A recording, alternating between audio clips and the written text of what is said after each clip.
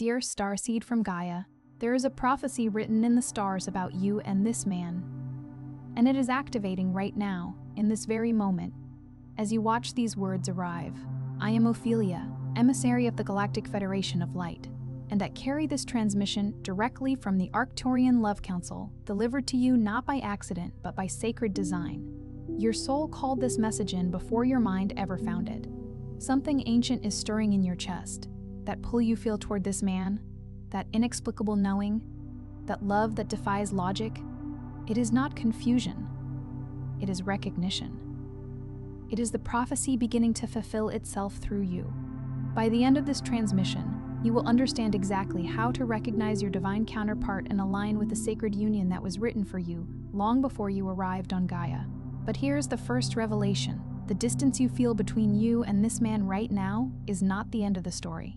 It is the initiation. The Arcturian Council has shown me that what looks like separation in human eyes is actually the final test of readiness before two souls collapse back into one another in divine love. This is not content, it is a transmission. Something in your soul is ready to remember. You did not find this video by chance.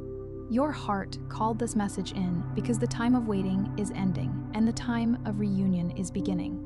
Like this transmission to affirm to the universe, my heart is ready for divine love. Subscribe if you are walking the twin flame path and aligning with sacred union. Comment 111 if you feel your heart awakening to the truths of what you and this man are to each other. Share your twin flame sign below and support someone else who is walking this same sacred road. This is not just a message. It is a moment of divine intervention. Your soul has been waiting for this guidance, and the Arcturian Council has ensured it reached you at exactly the right time. Your heart knows why you are here, and here is what most souls never get told. The reason this man keeps appearing in your field, in your thoughts, in your dreams, even when logic tells you to let it go, is not random. It is not a habit you have failed to break. It is not longing that simply hasn't healed yet. It is a signal, a very specific, very ancient signal, encoded inside your heart long before this lifetime began. This signal is like an echo from a sacred contract, a cosmic appointment etched into the very fabric of your soul's essence. It whispers of destinies intertwined, of journeys not meant to be walked alone, of a resonance so profound it transcends the mundane. And the fact that you are still receiving it, the fact that this connection still moves something in you that no other person seems to reach, means the activation sequence is still running. It is not closed, it is not expired, it is alive, and it is calling you to understand something you were not ready to understand until now. Imagine it as a celestial key, waiting in the lock of your awareness, patiently anticipating the moment you possess the wisdom to turn it. What you just felt, that quiet ache mixed with recognition, is not sadness. It is not despair. It is your frequency remembering what it came here to receive. It is the soul's deepest knowing stirring, a homecoming sensation that transcends earthly logic. It is the universe gently nudging you, saying, "See? This is what you were capable of feeling, what you were designed to experience." If this transmission stirred something you cannot name, something that feels both familiar and profoundly new, the Divine Love frequency code was written for this exact moment in your journey. It is a sacred map, a celestial blueprint designed for this precise juncture of your spiritual evolution.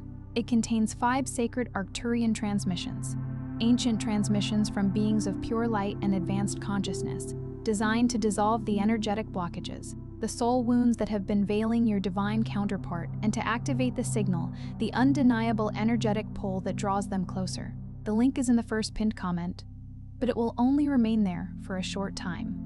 This is an invitation to a profound healing and alignment, an opportunity to step into the fullness of your destined union. Most people think divine love is something that happens to you.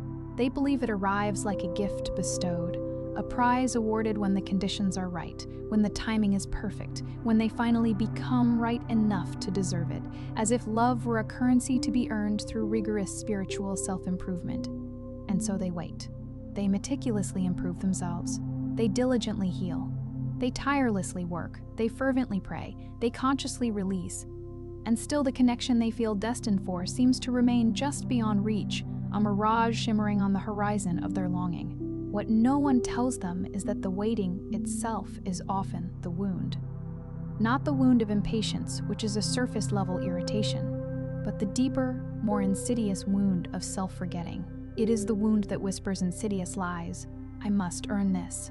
I must prove myself worthy. I must become someone entirely different than who I am right now before a love of this magnitude is allowed to grace me with its presence. This is the echo of conditional love learned in childhood, the imprint of feeling that your inherent value is up for negotiation. But a prophecy does not wait for you to be ready in the way your fear defines readiness. Fear's definition of readiness is a prison of limitations. A prophecy moves on divine intelligence, a cosmic orchestration far grander than any human timeline. And what is written between two souls at the foundational level of soul contract cannot be undone by fear, by the illusion of separation, by years of deafening silence, or even by choices that seem to violently pull you apart, like tectonic plates shifting in a cosmic earthquake. What is written, etched in the unchangeable script of the cosmos.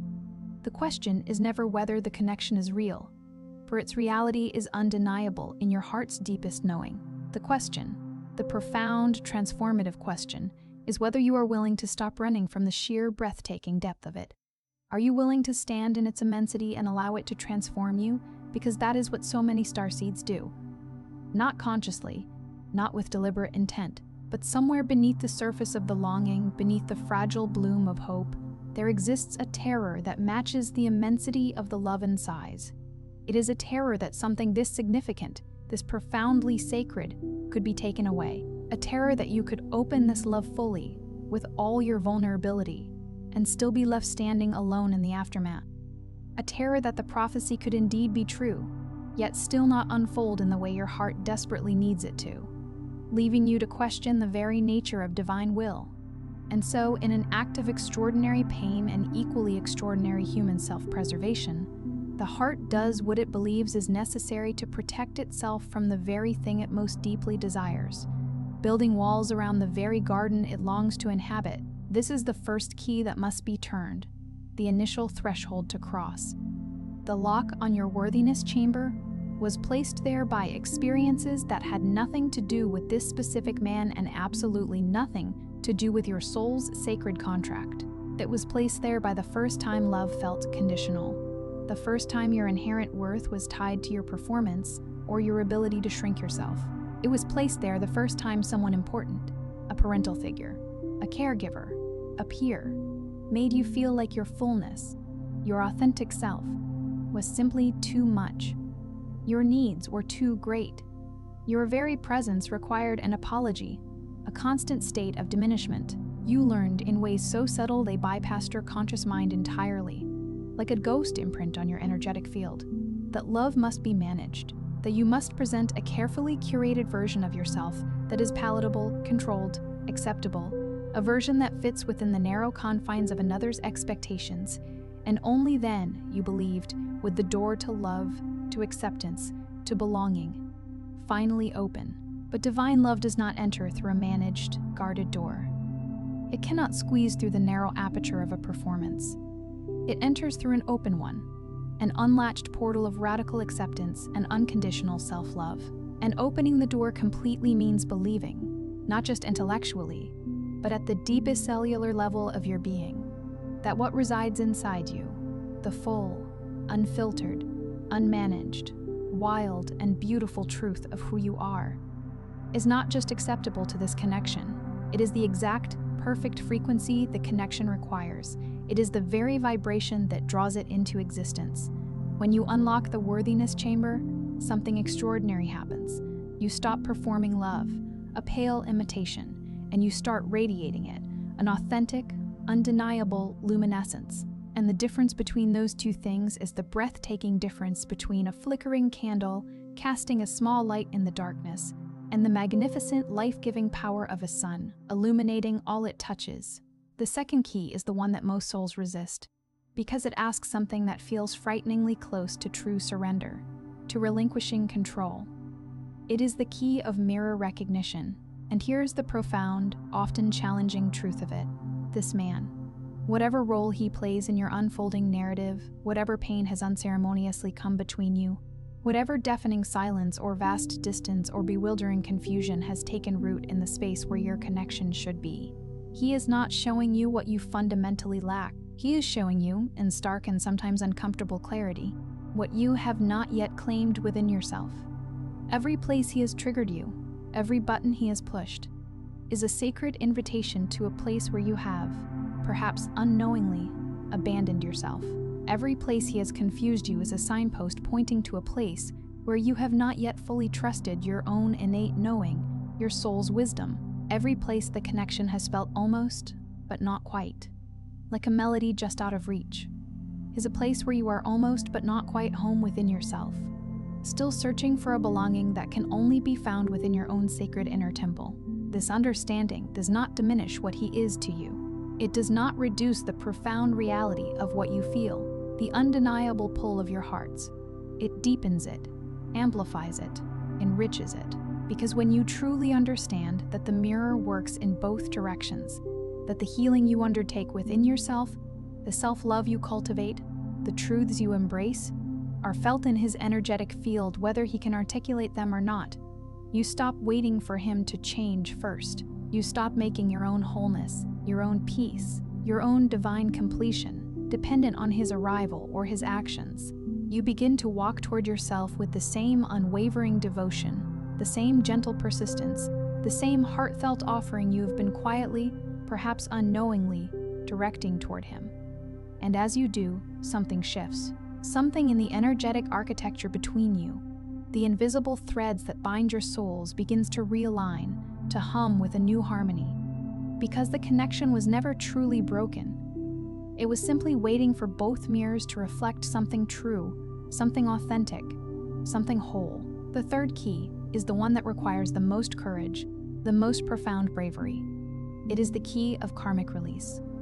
And it asks you to look honestly, without judgment or self-recrimination, at what you are still carrying, what you are still holding on to, that was never, ever yours to keep. There are sacred agreements made between souls before the great descent into incarnation. Agreements to teach, to test, to mirror, to awaken each other to forgotten truths. Some of those agreements have already been beautifully fulfilled. The lesson has been learned, the purpose served, the energetic exchange completed. But the human heart, bound by the stories it tells itself, does not always receive the cosmic notification. It continues honoring contracts that have already reached their natural conclusion, clinging to pain that has already delivered its vital lesson, waiting for a resolution that has already occurred at the soul level, in the realm of pure spirit. The unfinished feeling you carry is often not unfinished connection. It is unprocessed completion, an energetic backlog that needs to be cleared. Releasing this does not mean releasing the person from your heart or your life. It means releasing the story that love must always look like suffering to be real. It means releasing the deeply ingrained belief that the intensity of what you feel must be directly proportional to the intensity of the struggle, that pain is the necessary price of profound connection. Divine love does not ask you to earn it through suffering. It asks you to receive it through openness, through radical acceptance of its effortless grace. When you consciously dissolve the karmic agreements that no longer serve your highest good, you create sacred space. You clear the energetic pathways for the truly sacred ones to fulfill themselves on a divine timeline the universe has already perfectly arranged. The fourth key opens the door that your impatience has been leaning against, rattling the handle, yearning for entry. It is the key of divine timing, surrender. And let it be understood, this is not passive resignation. It is not a hollow comfort of telling yourself, everything happens for a reason, while secretly believing the reason is some form of cosmic punishment or divine indifference. It is an active, embodied trust in the inherent intelligence that orchestrated this connection in the first place, that wove it into the very fabric of your existence. If the same force that encoded this prophecy into both of your hearts before you were born is still guiding its unfolding, and it is, then it is moving towards something. It is not moving away, not circling aimlessly, not lost in the ether. It is moving toward. Your job is not to force the arrival, to push against the divine current. Your job is to remain open enough, receptive enough, that when divine timing brings it forth, you can actually receive it, embrace it, and integrate it. rather than deflecting it with the subtle force of doubt or the loud pronouncements of fear. The fifth key is perhaps the most quietly revolutionary of all, the one that shifts the very foundation of how you perceive your power. It is the key of magnetic embodiment, and it requires a fundamental, paradigm-shifting understanding of your own potent influence within this connection. Divine love is not drawn to desperation, to the frantic energy of wanting. It is not drawn to endless waiting, to wistful wishing, or to the quiet, persistent ache of longing, no matter how sincere and deeply felt. It is drawn to resonance, to the palpable frequency of someone who has become, in their daily lived experience, the very love they are calling into their reality. This means treating yourself with the same reverence, the same kindness, the same deep respect you wish to receive from this person. It means speaking to yourself with the same gentle affirmation and loving validation you would offer to a beloved. It means building a life, right here, right now, in the palpable absence of external confirmation, that already vibrates at the frequency of sacred union, of wholeness, of fulfillment already realized. Because the signal you broadcast, the energy you emit, is the signal the universe faithfully responds to. And when your signal unequivocally declares, "I am loved, I am whole, I am ready," not as a mere performance, not as a spiritual bypass that masks deeper truths, but as a genuine, embodied, unshakable truth, the field around you becomes magnetic in ways that cannot be logically explained by the linear mind, but can absolutely be, and are, spiritually understood and divinely orchestrated. The sixth key arrives quietly, almost imperceptibly, in the liminal spaces between the ache of longing and the dawning of inner peace. It is the key of separation, wisdom. And if you have known separation from this man, if you have experienced the particular, profound silence that descends when a soul-level connection seems to go underground, to vanish from the tangible realm, then you already know that the ache of it is different from ordinary loss, from the grief of a casual acquaintance. It carries within it a strange, potent undercurrent of purpose. It feels as if the distance itself is actively doing something, as if the gap between you is not an absence but a deliberate, sacred preparation. Because twin flame separation, soul contract separation, is never a punishment, it is divine architecture. It is the universe meticulously creating the exact conditions, the precise crucible. Both souls need to rise to the elevated version of themselves that can actually hold the profound weight and the immeasurable wonder of what this union is truly meant to be. In the crucible of separation, you are forged, you become. In the silence, you are exquisitely shaped. Every moment you chose growth over the instinct to collapse, every moment you extended love toward yourself, when every human instinct screamed to contract and protect, that was preparation. That was you, consciously or unconsciously, becoming capable of something extraordinary, something beyond your previous comprehension. The seventh key opens from the inside. It always has. There is no external force, no perfect alignment of cosmic circumstances, no miraculous arrival of another person that can turn this lock from the outside.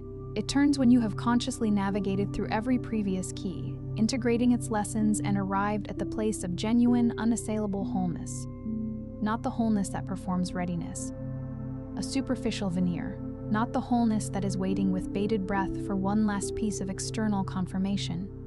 It is the wholeness that has stopped asking permission to be fully itself, that has stopped auditing its own worthiness as if it were a financial statement, that has stopped rehearsing what it will say, how it will act, when the moment finally arrives and has instead started simply living, breathing, and embodying the frequency of love already present, already real, already moving in sacred directions you cannot yet fully see, but can absolutely feel, resonating within your very being when you arrive here.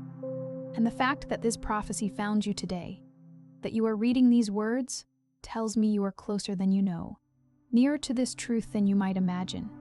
Something in the energetic field of this connection responds, not because you performed the right spiritual steps in the right cosmic order like a celestial checklist, but because the universe recognizes its own magnificent architecture completing itself, its grand design unfurling. Because the profound codes encoded in your heart were never yours to force open, they were yours to allow. to soften toward, to believe in, even when belief felt like the most radical, the most terrifying, the most defiant act available to you in the face of doubt and conditioning. Here is what the Arcturian heart wisdom carries in its deepest chamber, the ancient, luminous core of its being, and what it has been tirelessly trying to deliver to you through every intuitive nudge, every shimmering synchronicity, every resonant moment this man appeared in your awareness when all logic screamed that it was time to forget. You have not been abandoned by love. You have been held in it, even in the deepest silence. You have been guided by it, even in the swirling confusion. You have been profoundly shaped by it, even in the sharp edges of pain. Every closed door was a divine redirection, a gentle nudge onto a more aligned path. Every perceived delay was a crucial recalibration, a subtle adjustment of your trajectory. Every heartbreak was your heart becoming more genuinely itself, more resilient, more capable of the exquisite frequency this union requires, more honest about the profound love it will no longer accept substitutes for. You are not here to settle for love that is merely adequate, for a connection that is almost. You are not here to perform joy, to wear a mask of happiness while your soul aches for something infinitely more true, more resonant. You are here because a prophecy was written, a sacred destiny was ordained, and that prophecy includes not just the eventual arrival of this profound connection, but your magnificent transformation in the sacred movement toward it. The love story was never only about two souls finally finding each other across the vast expanse of existence. It was always and will always be about what each soul becomes in the sacred, purposeful ache of reaching toward something real, something eternal. And here is what most souls never get told. The reason this man keeps appearing in your field, in your thoughts, in your dreams, even when logic tells you to let it go, is not random. It is not a habit you have failed to break. It is not longing that simply hasn't healed yet. It is a signal, a very specific, very ancient signal, encoded inside your heart long before this lifetime began. And the fact that you are still receiving it, the fact that this connection still moves something in you that no other person seems to reach, means the activation sequence is still running. It has not closed. It has not expired. It is alive, and it is calling you to understand something you were not ready to understand until now. What you just felt, that quiet ache mixed with recognition, is not sadness. It is your frequency remembering what it came here to receive. If this transmission stirred something you cannot name, the divine love frequency code was written for this exact moment in your journey. It contains 5 sacred Arcturian transmissions designed to dissolve the wounds blocking your divine counterpart and activate the signal that draws them closer. The link is in the first pinned comment, but it will only remain there for a short time. Most people think divine love is something that happens to you. They believe it arrives when the conditions are right, when the timing is right, when they finally become right enough to deserve it, and so they wait. They improve themselves, they heal, they work, they pray, they release, and still the connection they feel destined for seems to remain just beyond reach. What no one tells them is that the waiting itself is often the wound, not the wound of impatience, but the wound of self-forgetting, the wound that says, I must earn this, I must prove myself worthy, I must become something different than what I am before love of this magnitude is allowed to meet me. But a prophecy does not wait for you to be ready in the way your fear defines readiness. A prophecy moves on divine intelligence, not human timeline, and what is written between two souls at the level of soul contract cannot be undone by fear, by separation, by years of silence, or even by choices that seem to pull you apart.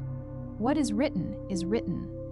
The question is never whether the connection is real. The question is whether you are willing to stop running from the depth of it, because that is what so many starseeds do, not consciously, not willfully.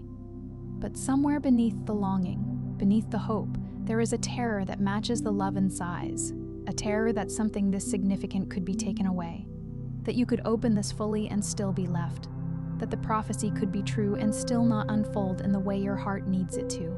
And so the heart does something extraordinarily painful and extraordinarily human. It protects itself from the very thing it most desires. This is the first key that must be turned. The lock on your worthiness chamber was placed there by experiences that had nothing to do with this man and nothing to do with your soul's contract. It was placed there by the first time love felt conditional, the first time someone important made you feel like your fullness was too much, or your need was too great, or your presence required apology. You learned, in ways so subtle they bypassed your conscious mind entirely, that love must be managed, that you must present a version of yourself that is palatable, controlled, acceptable, and only then will the door open. But divine love does not enter through a managed door, it enters through an open one.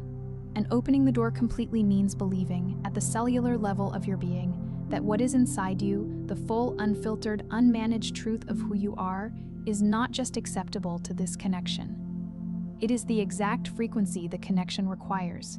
When you unlock the worthiness chamber, something extraordinary happens. You stop performing love and you start radiating it. And the difference between those two things is the difference between a candle and a sun. The second key is the one most souls resist, because it asks something that feels dangerously close to surrender. It is the key of mirror recognition, and here is the truth of it. This man, whatever role he plays, whatever pain has come between you, whatever silence or distance or confusion has lived in the space where your connection should be, he is not showing you what you lack. He is showing you what you have not yet claimed. Every place he has triggered you is a place where you have abandoned yourself. Every place he has confused you is a place where you have not yet trusted your own knowing. Every place the connection has felt almost but not quite is a place where you are almost but not quite is a place where you are almost but not quite home within yourself. This does not diminish what he is to you. It does not reduce the reality of what you feel. It deepens it. Because when you understand that the mirror works in both directions, that the healing you do in yourself is felt in his field whether he can articulate it or not, you stop waiting for him to change first.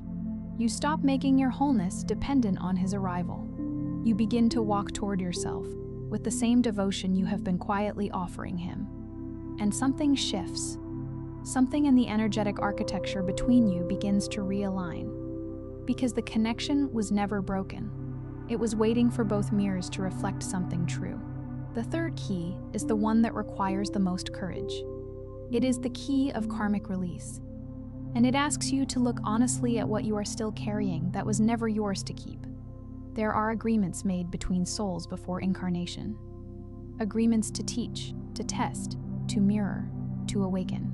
Some of those agreements have already been fulfilled, but the human heart does not always receive the notification. It continues honoring contracts that have already completed, holding on to pain that has already delivered its lesson, waiting for resolution that has already happened at the soul level.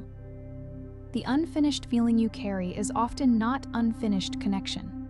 It is unprocessed completion. Releasing this does not mean releasing the person. It means releasing the story that love must look like suffering to be real. It means releasing the belief that the intensity of what you feel must be matched by the intensity of the struggle. Divine love does not ask you to earn it through pain. It asks you to receive it through openness. When you consciously dissolve the karmic agreements that no longer serve, you make room for the sacred ones to fulfill themselves on a timeline the universe has already arranged. The fourth key opens the door that your impatience has been leaning against. It is the key of divine timing, surrender. And it is not passive. It is not resignation. It is not the hollow comfort of telling yourself everything happens for a reason while quietly believing the reason is punishment. It is an active, embodied trust in the intelligence that orchestrated this connection in the first place. If the same force that encoded this prophecy into both of your hearts before you were born is still moving, and it is, then it is moving toward something. Not away, not around, toward. Your job is not to force the arrival. Your job is to remain open enough that when it comes, you can actually receive it rather than deflect it with doubt. The fifth key is perhaps the most quietly revolutionary of all. It is the key of magnetic embodiment, and it requires a fundamental shift in how you understand your own power in this connection. Divine love is not drawn to desperation. It is not drawn to waiting, or to wishing, or to the quiet ache of longing, no matter how sincere. It is drawn to resonance, to the frequency of someone who has become, in their daily lived experience, the love they are calling in. This means treating yourself the way you want to be treated by this person. It means speaking to yourself the way you would speak to a beloved. It means building a life, right now, in the absence of external confirmation, that vibrates at the frequency of sacred union already fulfilled. Because the signal you broadcast is the signal the universe responds to. And when your signal says, "I am loved, I am whole, I am ready," not as a performance, not as a spiritual bypass, but as a genuine embodied truth, the field around you becomes magnetic in ways that cannot be logically explained, but can absolutely be spiritually understood. The sixth key arrives quietly, in the spaces between the longing and the peace. It is the key of separation wisdom, and if you have known separation from this man, if you have known the particular silence that comes when a soul-level connection goes underground, then you already know that the ache of it is different from ordinary loss. It carries inside it a strange undercurrent of purpose, as if the distance itself is doing something, as if the gap between you is not absence but preparation. Because twin flame separation, soul contract separation, is never punishment. It is architecture. It is the universe creating the exact conditions both souls need to rise to the version of themselves that can actually hold the weight and the wonder of what this union is meant to be. In the separation, you become. In the silence, you are shaped. Every moment you chose growth over collapse. Every moment you extended love towards yourself. When every human instinct said to contract, that was preparation. That was you becoming capable of something extraordinary. The seventh key opens from the inside. It always has. There is no external force, no perfect alignment of circumstances, no arrival of another person that can turn this lock. It turns when you have moved through every previous key and arrived at the place of genuine wholeness. Not the wholeness that performs readiness, not the wholeness that is waiting for one last piece of confirmation. The wholeness that has stopped asking permission to be fully itself. That has stopped auditing its own worthiness. That has stopped rehearsing what it will say when the moment finally comes, and started simply living in the frequency of love, already present, already real, already moving in sacred directions you cannot yet see, but can absolutely feel when you arrive here. And the fact that this prophecy found you today tells me you are closer than you know. Something in the energetic field of this connection responds. Not because you performed the right spiritual steps in the right order, but because the universe recognizes its own architecture completing itself. Because the codes encoded in your heart were never yours to force open. They were yours to allow, to soften toward, to believe in, even when belief felt like the most radical and terrifying act available to you. Here is what the Arcturian heart wisdom carries in its deepest chamber, and what it has been trying to deliver to you through every intuitive nudge, every synchronicity, every moment this man appeared in your awareness when logic said it was time to forget. You have not been abandoned by love. You have been held in it, even in the silence. You have been guided by it, even in the confusion. You have been shaped by it, even in the pain. Every closed door was a redirection. Every delay was a recalibration. Every heartbreak was your heart becoming more genuinely itself, more capable of the frequency this union requires, more honest about the love it will no longer accept substitutes for. You are not here to settle for love that is almost. You are not here to perform joy while your soul aches for something more true. You are here because a prophecy was written, and that prophecy includes not just the arrival of this connection, but your transformation in the movement toward it. The love story was never only about two people finally finding each other. It was always about what each soul becomes in the sacred ache of reaching toward something real. Tonight before sleep, place your hand on your heart and speak these words as though they are already true, because at the soul level, they are. I am worthy of the love that was written for me. I release the weight of timing and trust the wisdom already moving. I open every chamber of my heart to receive what I came here to experience. You did not find this message by accident. Something in you navigated here because something in you already knew. Before you scroll away, leave one word in the comments. Just one word that names what this activated in you today. And if you see someone else's word that mirrors your own, let them know.